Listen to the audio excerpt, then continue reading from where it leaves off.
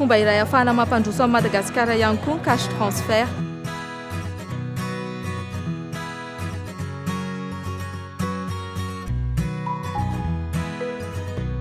Nanolotra ny teknôlôjia no an'ny fanjakana malagasy sy ireo mpiara-miombonantoka ihamivola hatramin'ny 2010 mba hitsinjarana amin'ny fanampiana ho an'ny malagasy.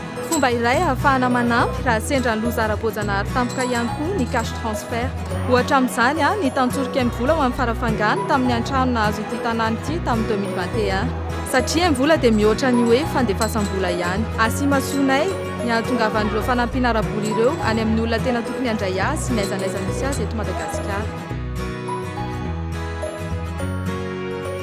Efa maro ireo tetikasa nandraisany amin'ny vola anjara hatramin'ny 2010. Mbola mitohy ny fitsitsarana fanampiana avy amin'ny FAO, PAM, PNUD sy ny organisma na ny fanjakana hafa rehetrarehetra manoloana ny ady amin'ny tsy fanjarian-tsakafo. Aloha amin'ny vola avokoa ny fanampiana ho an'ireo mpandray vola, ny karama, ny ontra ho an'ireo agent any an-toerana.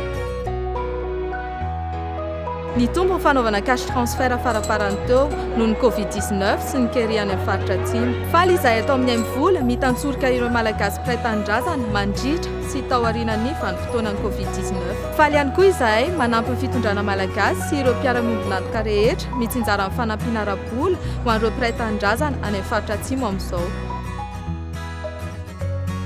Omeny ireo mpiara-miombonantoka any amin'ny vola ny lisitra ireo mpandray vola miaraka amin'ny laharana findainy. Manamarina mombamomba n'ireo mpandray vola ireo atao amin'ny base de données nay izahay avy eo.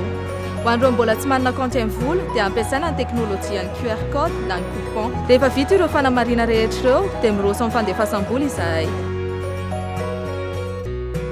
Araka ny voalaza, manamora ny fandefasam-bola ho an'ireo tokantrano marefo izahay, indrindra any amin'ireo faritra sarotra ny hikirakirana lela vola. Mahomby, eo ny eo, azo antoka ary mora kokoa ny fampiasana ny vola. Tsy vitan'izany fa fomba iray ahafahana mampandroso amin'ny Madagasikara ihany koa ny cash transfert satria ahafahan'ny malagasy rehetra misitraka tolotra ara-bola manara-dalàna kokoa.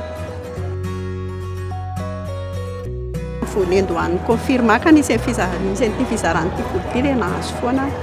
Tamin'ireny izao izay tsy mivarotra satria ianao izany ilay sahirana tsy mivarotra dia iny mba misy ho raitraisinao ny tamin'ny fidiran'ny mpianatra, jiro,